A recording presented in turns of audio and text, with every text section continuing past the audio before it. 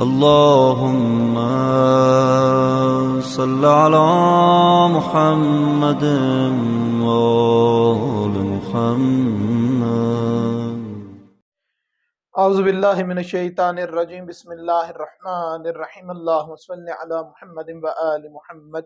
میرے تمام سننے اور دیکھنے والے مومنین اور مومنات کو میری طرف سے میرے چینل ناطق قرآن کی جانب سے السلام علیکم.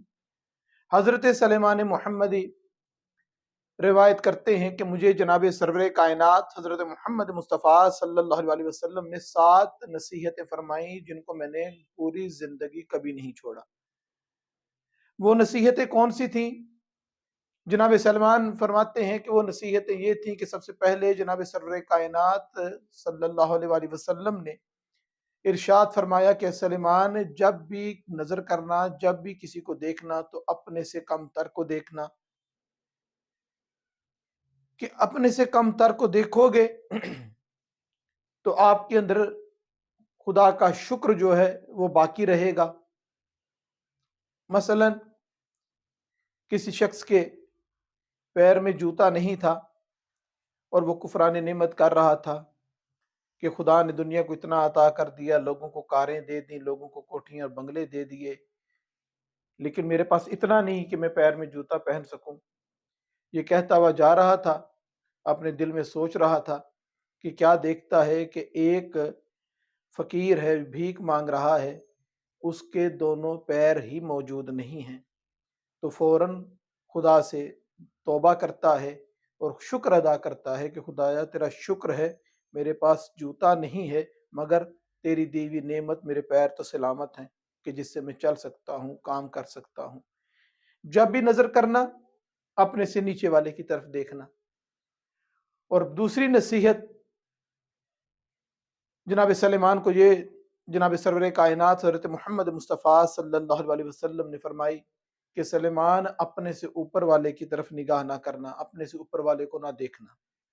اب یہاں پر یہ چیز دیکھنی پڑے گی کہ اگر معنوی معاملات ہیں تو ہمیشہ انسان کو چاہیے کہ اپنے سے کم تر کی طرف نگاہ کرے.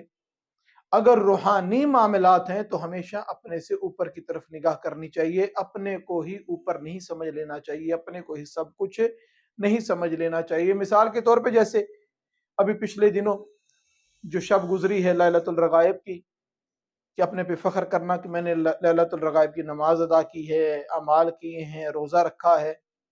کچھ لوگ ایسے بھی ہیں جو جب سے نماز واجب ہوئی ہے ان کی نماز شب قضا نہیں ہوئی. ایسے افراد پہ نظر کریں، ایسے افراد کو دیکھیں. دنیاوی معاملات میں، معنوی معاملات میں اپنے سے کم تر کو دیکھو، روحانی معاملات میں، عبادتوں والے معاملات میں، بہترین معاملات میں اپنے سے بالا تر کو دیکھو کہ میں کچھ بھی نہیں، ابھی مجھے بہت کچھ کرنا ہے، میں کچھ بھی نہیں، ابھی میری بڑی منزلیں ہیں جو روحانیت میں مجھے طے کرنی ہیں. تیسری نصیحت جو سرکار نے جناب سلیمان کو کی وہ یہ کہ سلیمان، حق ہمیشہ حق کہنا، بے شک حق کہنا تمہارے لیے دشوار ہی کیوں نہ ہو، کڑوا ہی حق کیوں نہ ہو، ہمیشہ حق کہنا. اگر کوئی شخص حق نہیں کہہ سکتا تو خاموش رہے، باطل نہ کبھی کہے. حق کہو، بے شک کڑوا ہی کیوں نہ ہو، باطل کبھی نہ کہنا. خاموش ہو جاؤ، جہاں پر جگہ نہیں ہے، حق بیان نہیں کر سکتے، وہاں پر خاموش رہنا بہتر ہے، اس سے کہ آپ وہاں پہ باطل کا ساتھ دے دیں اور باطل کو اپنے زبان سے اقرار کریں. چوتھے نمبر پہ جو نصیحت فرمائی وہ یہ کہ صلہ رحمی کرتے رہنا، بے شک دوسرا تمہارے سے منہ موڑتا رہے.